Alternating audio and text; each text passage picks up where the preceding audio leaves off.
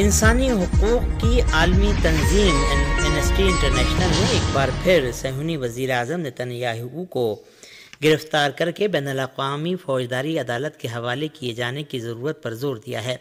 Amnesty international نے کہا ہے کہ ہنگری کی طرف سے صہیونی حکومت کے وزیر اعظم بنیامین نتن یاہو کو ملک کے دورے کی دعوت دینا بین الاقوامی قانون کی توہین ہے اور بوڈاپیسٹ اسے گرفتار کر کے بین الاقوامی فوجداری عدالت کے حوالے کرے۔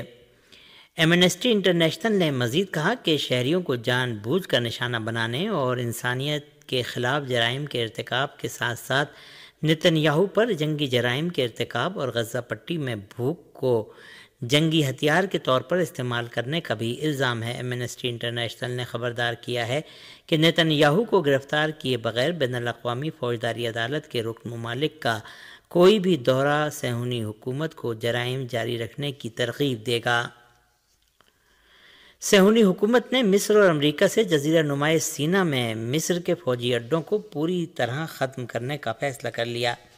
صہیونی اخبار اسرائیلی ہیوم نے اس خبر کا ذکر کرتے ہوئے کہ اسرائیل جزیرہ نما سینا میں فوجی اڈے اور تنصیبات کو مصر کے ساتھ امن سمجھوتے کی بڑی پیمانے پر خلاف ورزی سمجھتا ہے۔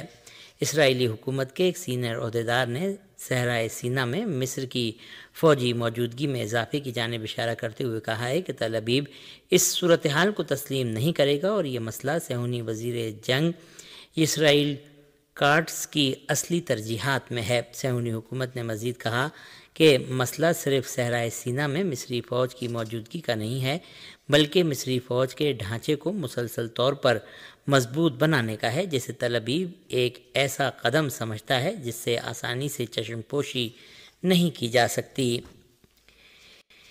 اسرائیلی پارلیمنٹ کے پاس ہونے والے احتجاجی مظاہرے پولیس تشدد کا شکار ہو گئے۔ صہیونی حکومت کے میڈیا ذرائع کے مطابق صہیونی مظاہرین گزشتہ رات اسرائیلی پارلیمنٹ کے پاس غزہ جنگ بند کرنے اور قیدیوں کے تبادلے کے لیے حماس کے ساتھ جامع سمجھوتے کا مطالبہ کر رہے تھے۔ اسرائیلی پولیس نے مظاہرین کو روکنے کی کوشش کی جس کے نتیجے میں مظاہرین اور پولیس میں جھڑپیں شروع ہو گئیں۔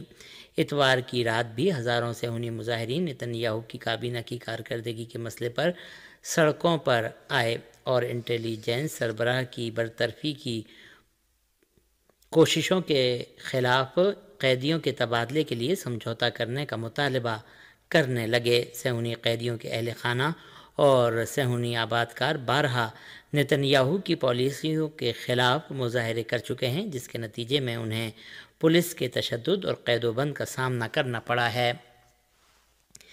ہندوستانی پارلیمنٹ کے ایوان زیرین لوک سبھا میں حزب اختلاف کے ہنگاموں کے باعث معمول کی کارروائی نہ چل سکی۔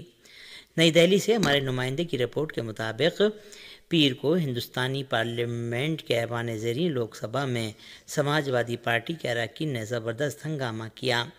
اس رپورٹ کے مطابق اسپیکر اوم برلا نے جیسے ہی وقفہ صفر کا اعلان کیا سماج وادی پارٹی کے اراکین نے ہاتھوں میں پلے کارڈز اٹھا کر نعرے بازی شروع کر دی۔ بتایا گیا ہے کہ سماج وادی پارٹی کے لیڈر رام جی لال سمانگ کے گھر کے سامنے مبینہ طور پر حکمراں بی جے پی سے وابستہ افراد نے ہنگامہ کیا تھا۔ اسی کے ساتھ پارلیمنٹ میں پارٹی کے اراکین نے ہنگامہ کیا۔ اسپیکر کی بار بار کی اپیل کے بعد بھی جب ہنگامہ نہ رکا تو کارروائی 2 بجے تک کے لیے ملتوی کر دی گئی۔ پاکستان کے علاقے گلگت بلتستان کے پھنڈر کا زمینی رابطہ آج چھٹے روز بھی منقطع رہا۔ گلگت بلتستان کے اس علاقے میں 6 دن قبل شدید برفباری اور برفانی تودے گرنے سے دیگر علاقوں سے زمینی راستہ منقطع ہو گیا تھا جو تاحال بدستور بند ہے۔ رپورٹوں کے مطابق شدید برفباری اور برفانی تودے گرنے سے پھنڈر اور اس کے گرد و نواح میں مواصلاتی نظام بھی دھرم بھرم ہو گیا۔ سابق صوبائی وزیر عبدالجہاں نے بتایا کہ پھنڈر کے عوام گزشتہ 6 دن سے برف میں محصور ہیں اور ان سے اب تک کوئی رابطہ نہیں ہو سکا ہے۔ انہوں نے حکومت سے مطالبہ کیا کہ دوسرے علاقوں میں پھنڈر کا رابطہ بحال کرنے اور سڑکیں کھولنے کے لیے ہنگامی بنیادوں پر کارروائی کی جائے۔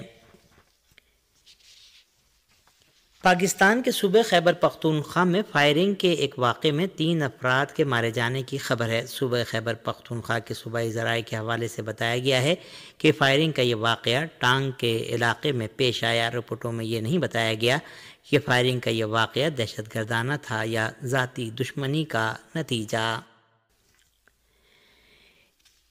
یمنی میڈیا کے مطابق امریکی جنگی طیاروں نے یمن کے دارالحکومت صنعا اور شمال کے صوبوں مارب اور عمران پر حملہ کیا ہے۔ یمن پیر کی رات کو امریکی جنگی طیاروں نے یمن کے دارالحکومت صنعا اور ملک کے شمال میں واقع صوبوں مارب اور عمران پر سلسلے وار فضائی حملے کیے ہیں۔ امریکی جنگی طیاروں نے مغربی یمن کے شہر الحدیدہ کے جزیرہ عمران پر بھی 2 بار بمباری کی ہے۔ ایک مقامی ذریعے نے یمنی پریس ایجنسی کو بتایا کہ امریکی جنگی طیاروں نے صنعا کے شمال مشرقی علاقے بنی حشیش پر 6 بار بمباری کی ہے۔ ان حملوں میں شمالی یمن کے صوبے مارب خاص طور پر بلقوم، ہیلان، الکسارا اور ماس کیمپ کو نشانہ بنایا گیا۔ امریکی جنگی طیارے دارالحکومت صنعا اور اس کے اطراف میں اپنے فضائی حملے جاری رکھے ہوئے ہیں اور اس سے قبل بنی حشیش کے علاقے ملکہ پر 8 بار اور سرف کے علاقے پر 5 بار فضائی حملے کر چکے ہیں۔ یمن کی مسلح افواج نے ایک اور امریکی ڈرون MQ-9 کو مار گرانے کی خبر دی ہے۔ یمن کی مسلح افواج نے ایک بیان میں اعلان کیا ہے کہ امریکی فضائی جارحیت کے جواب میں اللہ تعالیٰ کی مدد سے ہماری مسلح افواج کے فضائی دفاعی نظام نے ملکی ساختہ میزائل کا استعمال کرتے ہوئے مارب صوبے کے آسمان میں ایک اور جدید امریکی ڈرون MQ-9 کو مار گرانے میں کامیابی حاصل کی ہے۔ یمن کی مسلح افواج نے اعلان کیا ہے کہ یہ 16واں جدید امریکی ڈرون MQ-9 ہے جسے غزہ کی حمایت میں مقدس جہاد کے دوران ایئر ڈیفنس کے ذریعے مار گرایا گیا ہے۔ یمنی مسلح افواج نے اس بات پر زور دیا کہ ہماری فوج بحیرہ احمر اور بحیرہ عرب میں اسرائیلی بحری جہازوں کی نقل و حرکت کو روکنے کے لیے اپنی جدوجہد اس وقت تک جاری رکھے گی جب تک غزہ پر جارح صہیونی حکومت کی جارحیت اور اس کا محاصرہ ختم نہیں ہو جاتا۔